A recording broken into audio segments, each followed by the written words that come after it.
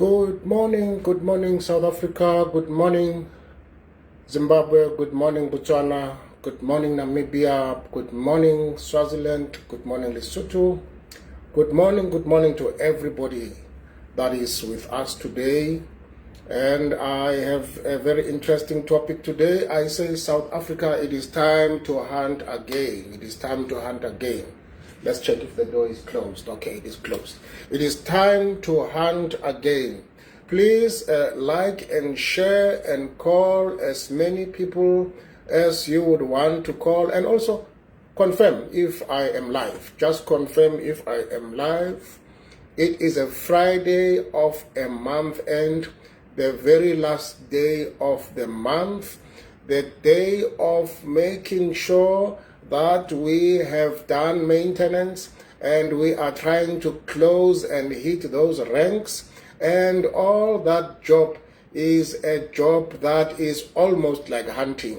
You know, when the month is coming to an end, the week, it's a weekend, it's a month end, it's time to hunt. It is a Friday, and the desire I have today is to bring South Africans to the hunting mode.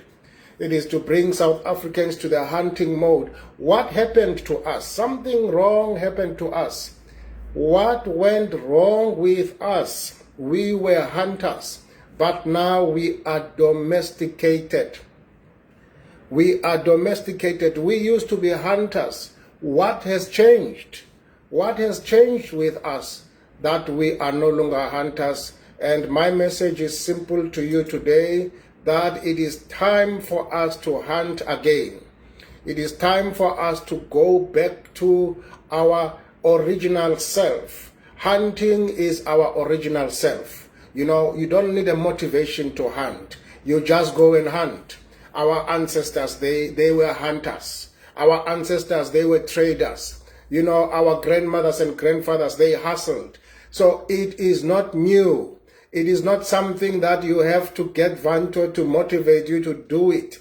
It is something that was in us long time ago, but it got lost. And as it got lost, nobody wants to tell us why and how did it get lost. But thank God that there are other nations that managed to get it back again.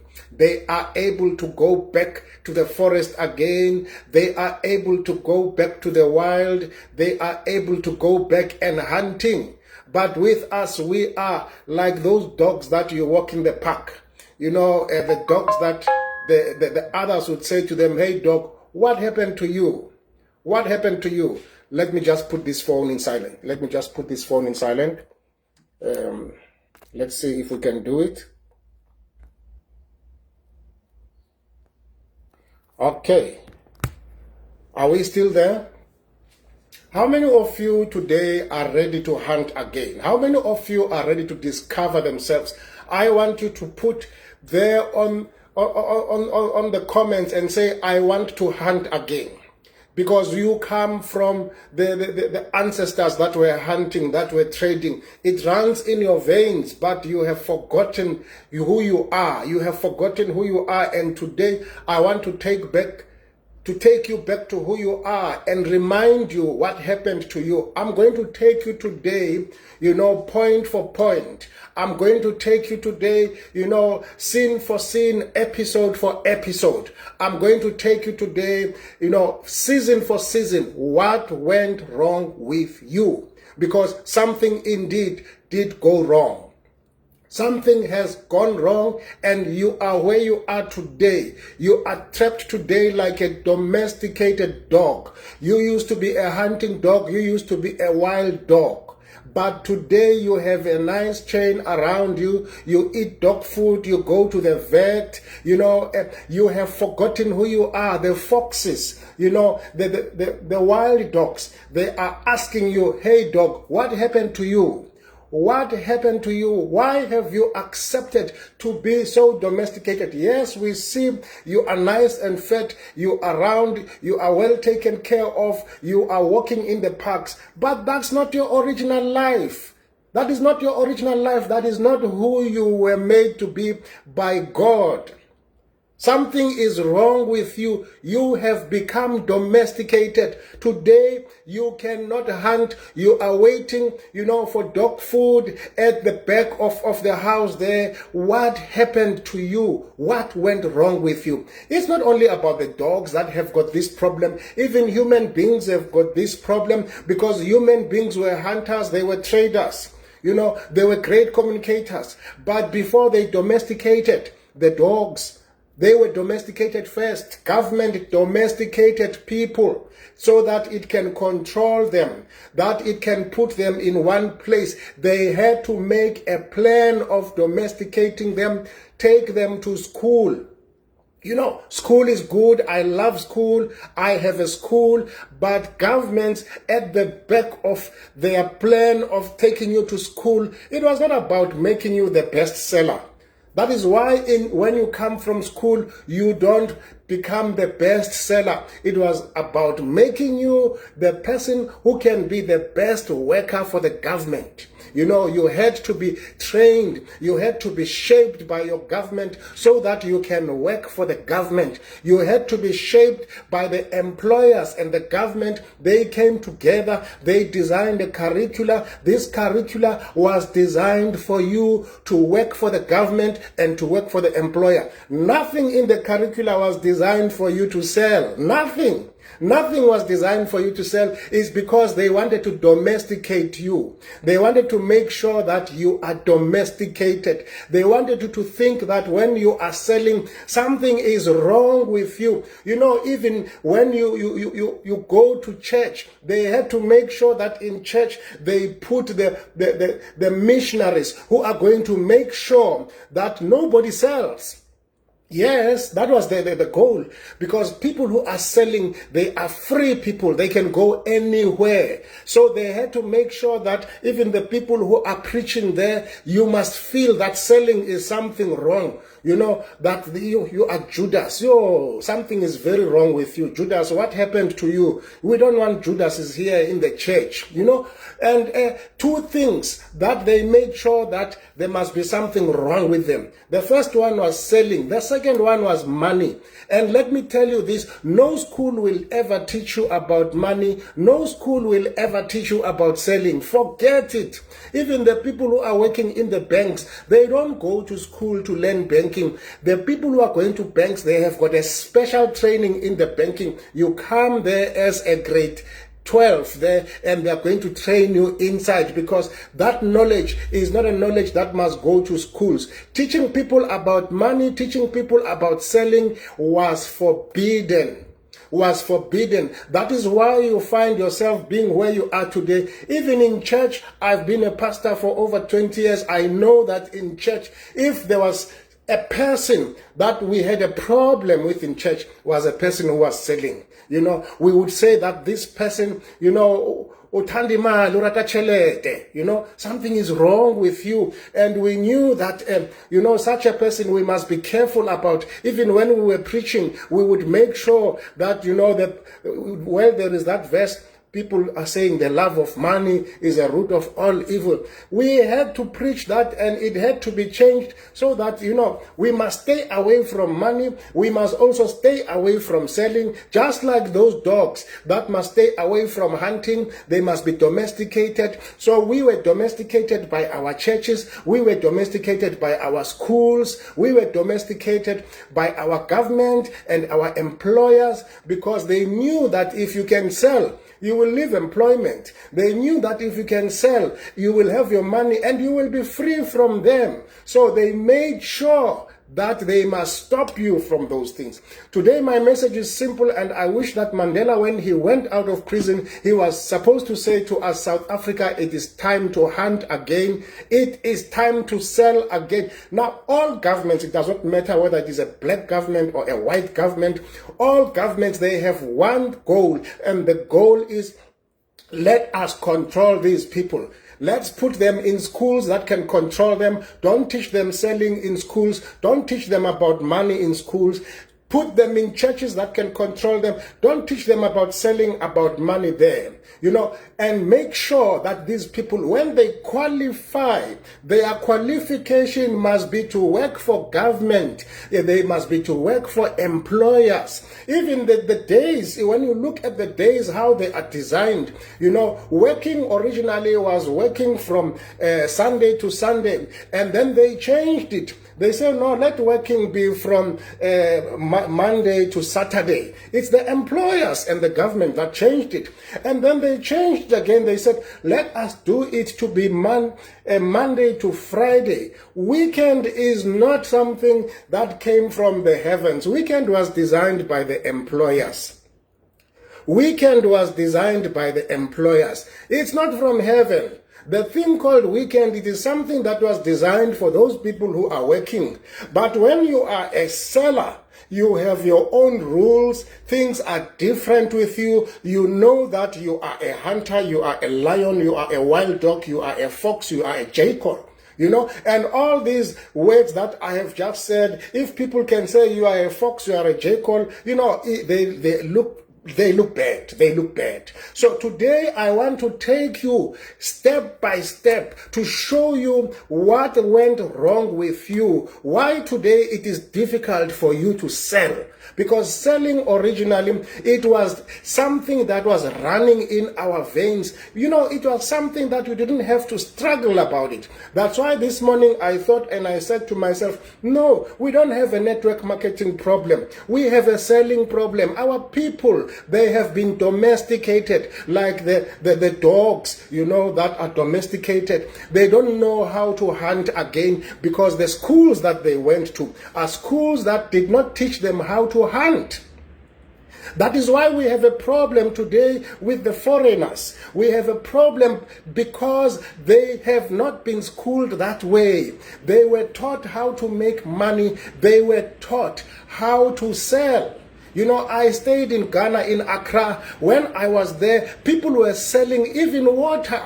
They were selling even water. They would package water, with a plastic, a transparent plastic. When we are inside the taxis, they would say pure water, pure water. Everybody was selling there because it is a nation that has been sensitized to selling. Selling to them is a culture, just like their food is a culture, communication is a culture.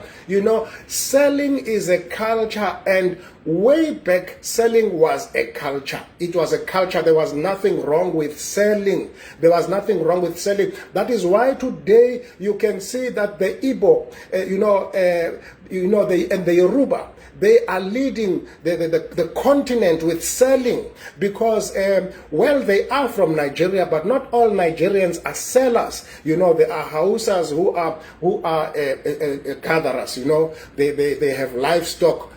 Just like the Herero, they have livestock, just like the guys in the South Sudan. But these were the people who could go all over and sell, and that was how we were designed. And today, that is why we don't like the foreigners when they arrive in our countries, because they have not been schooled the way we have been schooled. They know how to sell and they know how to make money. And today we are in network marketing. We are stuck because we are coming with that domesticated mind. We are coming with that mind that was just, you must be a teacher, you must be a doctor, you must be a police. There's nothing wrong with that. But I can tell you, you can see a difference between a doctor that is domesticated and a doctor that comes from the wild. The doctors that come from India, when they go to United States, they don't go queue, look for work everywhere. They simply open the YouTube, they teach people for free, how to avoid this sickness and that sickness, and suddenly they have people, they have customers, because they were taught that you are a doctor so that you can sell your skill. When you sell your skill, you sell it to the customers, you sell it to the patients. But our own doctors, they were taught that no, government is going to hire you. Private clinics and private hospitals are going to hire you. And therefore, this is the kind of people that we are. Not only land was taken from us, no, the selling rights were taken from us. And that's what politicians don't want to talk about. The selling rights were taken from us. I am coming from a tribe, it's not a tribe, it's a nation, and that nation is called Pondoland.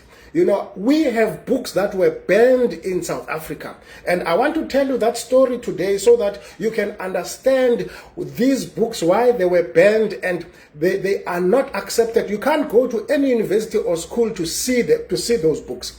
There is a story about the people of Pondoland. These people, they were sellers. Like all other South Africans, they were sellers. They would sell the livestock. They would sell the weapons. They were selling everything. They were friends to the Zulus. They were friends to the Sothos. They were friends to the Xhosas. Everybody would go to them because they were selling. Now there came this time when Cecil John Rhodes had to put people in the mining. There was this, take people, let them go and work underground. So they could take all of the others and take them to go to the mines, but it was difficult to take the Pondos to the mines. It was very difficult because they had this selling thing inside them. That is why from that time until today, if you can go to the OR Tambo, that place, they made sure that they destroy them to a point that not even education, they must access it. Because they were such a free people, they were able to sell. They had to destroy that thing. I'm saying this because,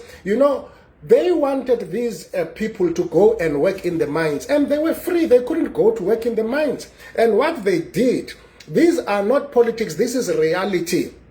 This is reality. They took their selling rights. How did they take their selling rights? They poisoned their cows. That was a program that Cecil John Rhodes did because they had to make sure that they break the back for them to go and work in the mines. They were a free people. They were even selling not only livestock but guns and all that. So they had to poison their livestock so that they can stop, selling. So I'm saying to you guys, selling is in our blood. It is inside us. And we just told by politicians that land was taken. No, selling rights were taken, not because of black and white. Even in the olden times when the empire of Rome was coming to go to other places, the first thing they would do, they would take the selling rights out of people, which means that they would put taxes. That's the first thing you do. You put taxes. When you put taxes, you are able to control selling because people who are sellers,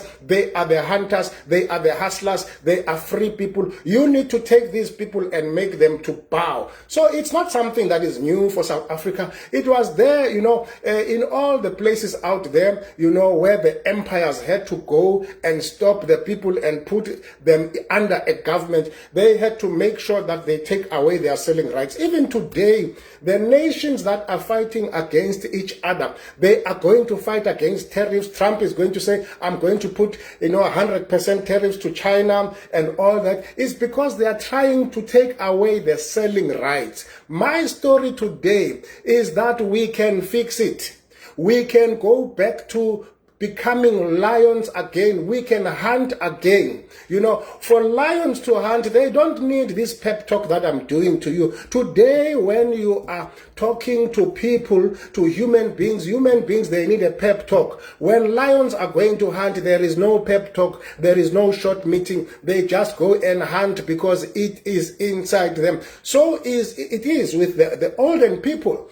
It was inside them to go and hunt. It was inside them to go and sell, And there are nations today, like I have mentioned the Yoruba, I have mentioned the Igbo, even the Brazilians, even the India, those people selling to them is natural. It is natural to them to sell because there is a book that is written by Daniel H. Pink. It says, to sell is human. Selling is just like breathing.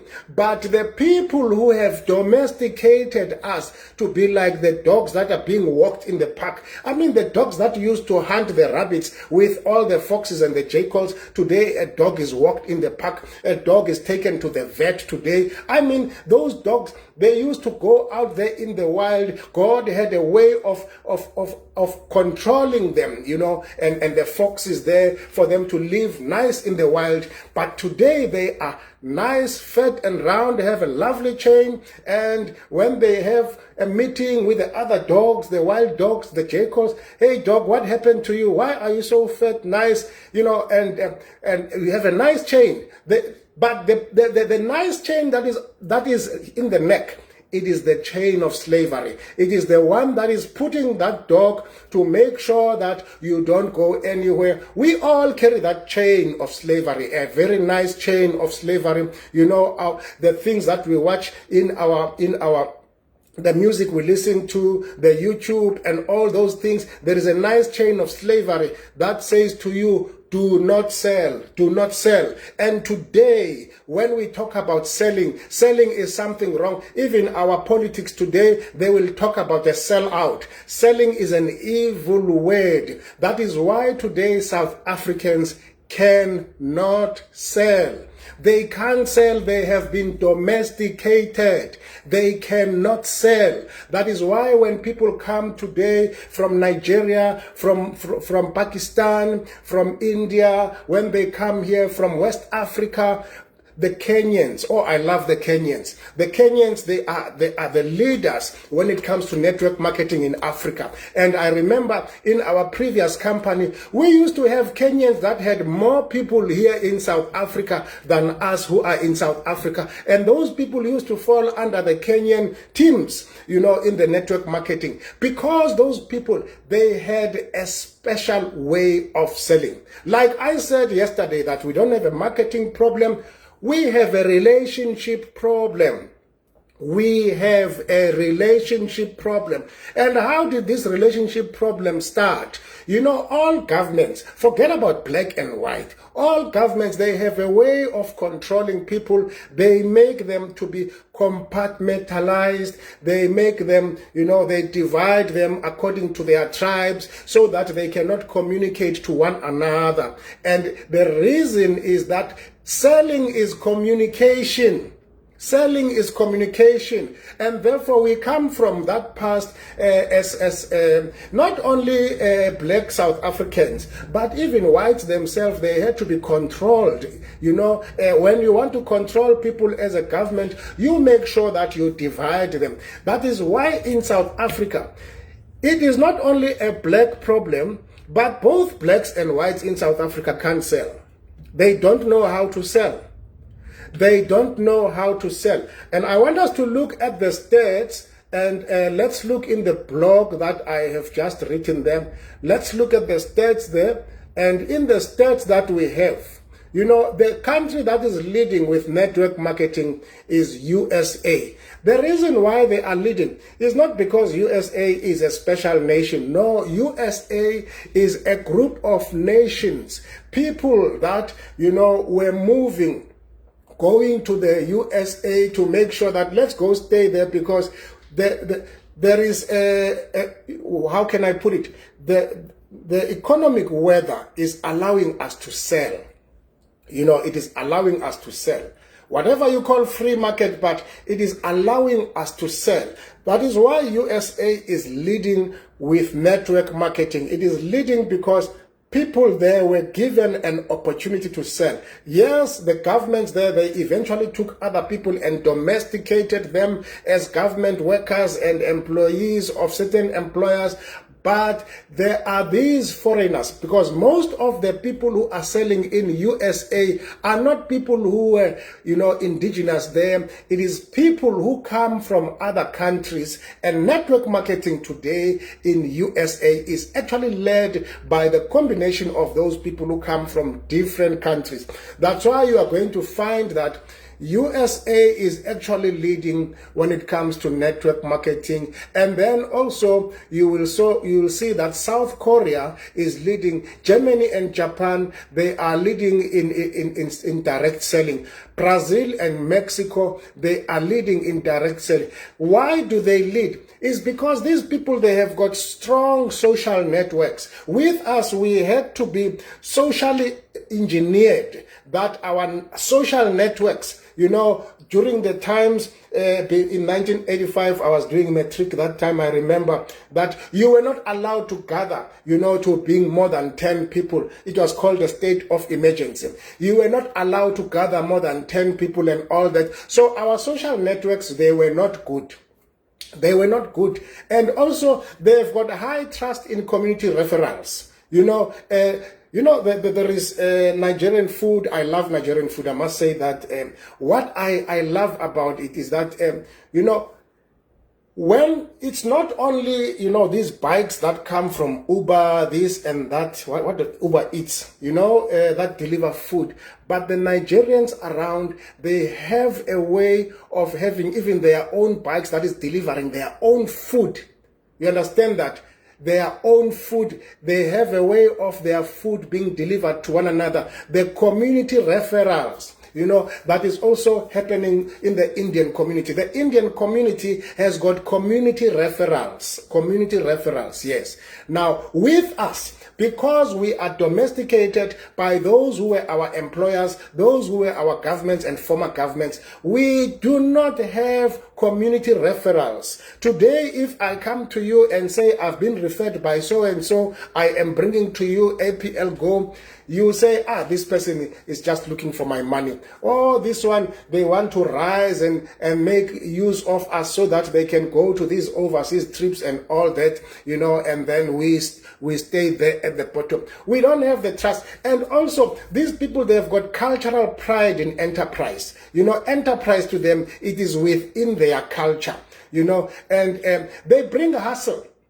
They've got a DNA of hustle, you know. They have a DNA of hustle. And we notice also in network marketing that the women, they lead. They lead in network marketing. The reason is because the women are good in communication and sharing. They are good in that. Women are good with conversation among themselves, caring, connection, you know, sharing stories, recommendation, relationship nurturing. They are good with that as women among themselves. That is why they are called community builders by nature. You know, they are not selling products. They are selling hope. They are selling healing. They are selling community and confidence. They are the lions. Now, here's my story, and here it begins.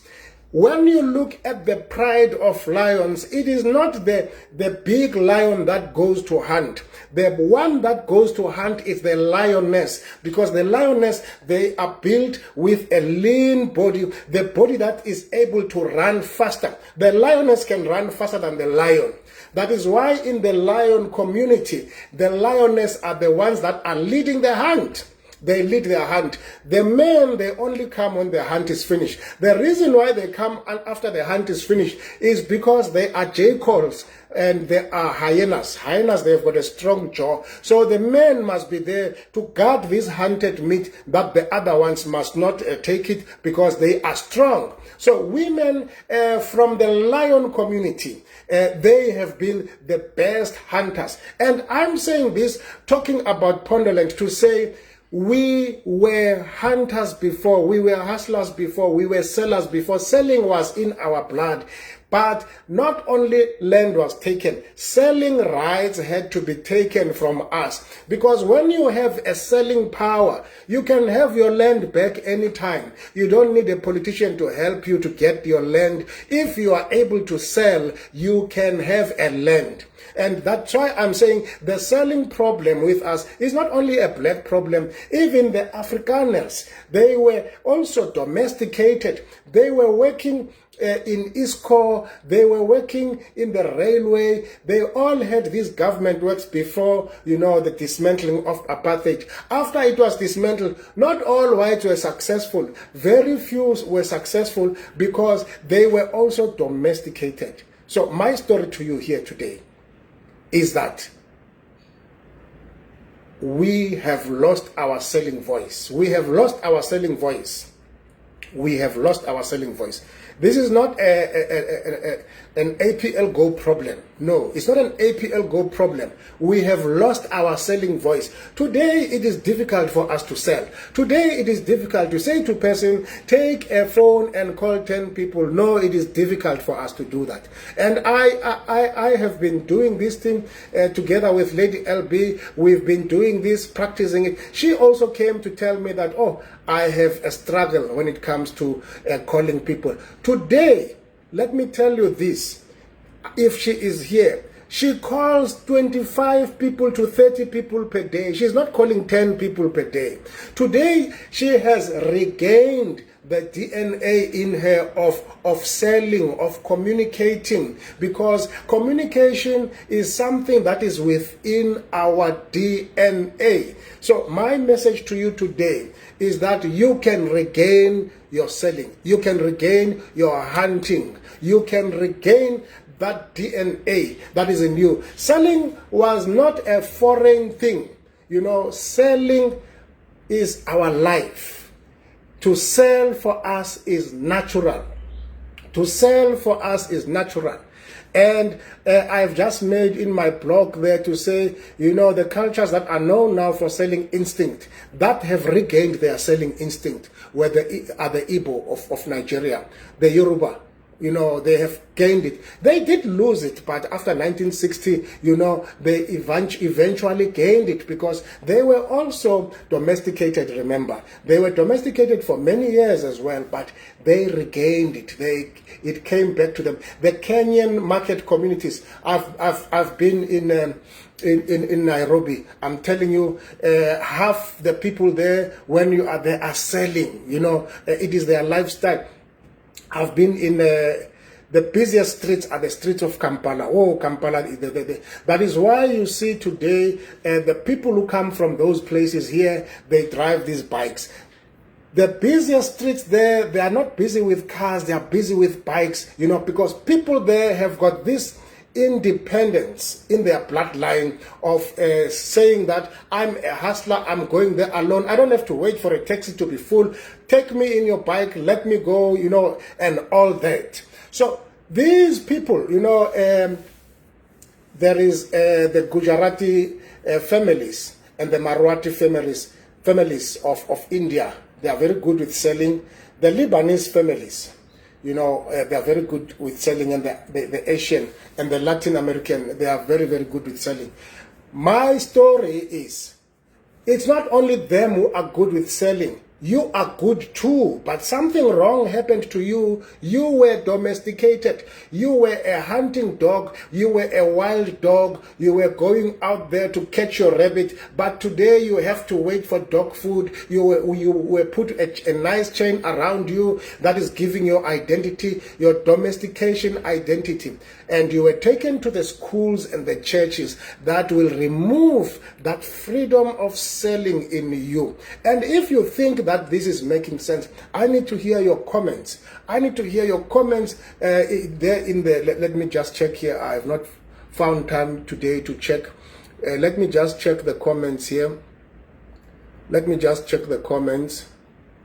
I want you to see if what I am saying, it resonates with you, because I feel today, that our politicians, you know, they have given us a disservice. They made us to just think about land, and yet there is a land that is inside here, which is the selling ability that is inside here, which they have taken from us. You know, not the politicians, but the people who are governing us, they have taken from us. They had to keep it because they also wanted that as they come as a new government, they must still control us. Even the African government said to them, okay, if you think that you are free, you will still do what we were doing, because you will need to control the same people and you will need to domesticate them. And that is why automatically when they came, they took the what is it? They took the style of the whites in managing, you know, because that's how you manage people. Somehow, if you are a government or employer, you must meet together and say, and you must bring the church as well, and say, how can we control this person? How can we control this person? you know. And to control this person, you have to take away the fang, you have to take away the poison, you have to take away the biting teeth. It must just be a barking dog, but it must not bite. And that is what they took away from us. They took away the bite in us. We are all talk but no bite. That is what we are. That is why we hate the foreigners so much. Those people, they don't need our pass, our IDs. They don't need, you know, our medical aid schemes. They don't need all these RDP that we have and all those things that were given by government. In fact, they can come and buy them. They can come and buy them. And they will own a lot of RDPs, and they will even come and take these RDPs and rent them back to us. They can do that, yes. They can do that. When I was working in Johannesburg, I had a business when I was 21 years old there. You know, I used to have friends of Ethiopians.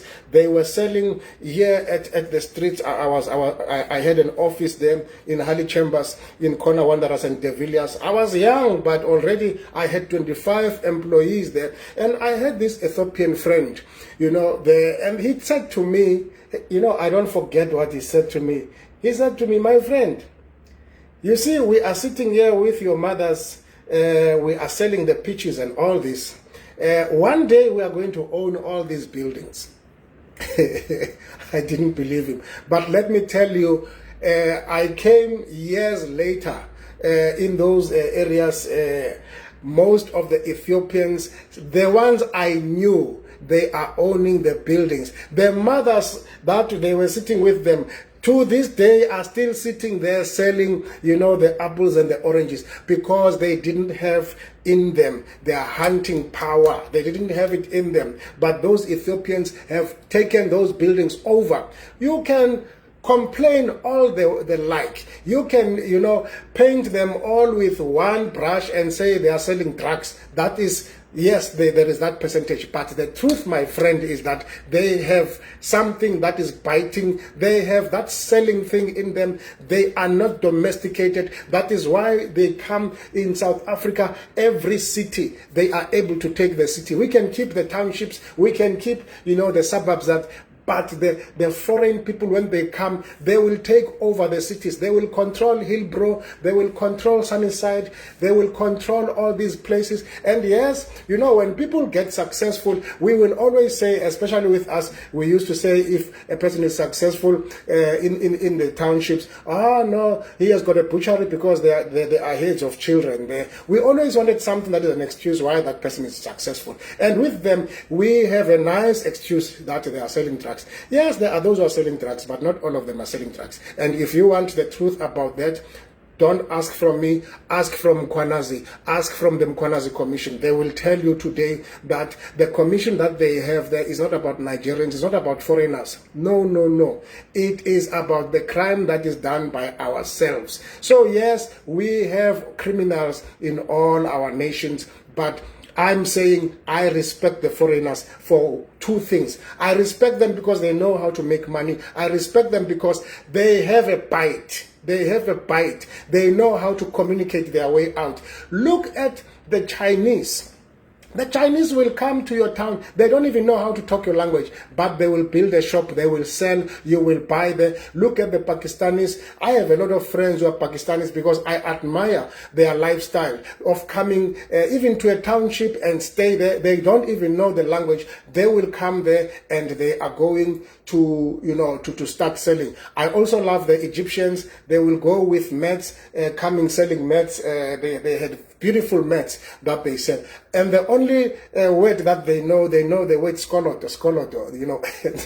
They know that we love skoloto. And I'm saying this to you today, leaders. Let me not take much time for you. I'm saying to you, leaders, today that we don't have a network marketing problem. We have a selling problem. We have a selling problem. And the other problem we have a relationship problem. That's the problem we have. Poverty is an outcome of a relationship that went very, very wrong. Poverty is because we misunderstood how to communicate with one another. Poverty is because we were domesticated to be dogs of next door and dogs this side. The wild dogs, they are able to work as a team and a group, and they go hunt together. But take the dogs here in the townships, they have been divided. Every dog is listening to his master. That is who we are today. I'm saying that we can come back to the place where we can have it in us, that we can go hunt again.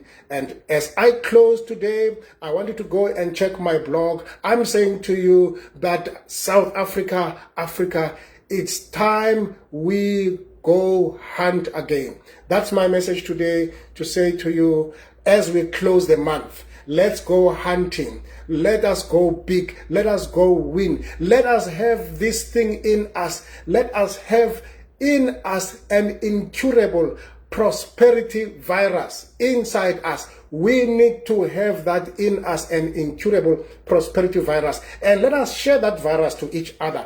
Inside us, we must be at a point of no return. We must prosper like we have no choice. Even if they can take you from this network marketing, they can take you to another. If you are a foreigner, you will always succeed, because it is inside you. When you are the Igbo, when you are the Yoruba, you know, when you are the Kenyan, you know it is inside you to sell. You can sell anything. You can sell anything. And that is my message to you today, to say happy Friday, happy month end, and thank you for supporting, us.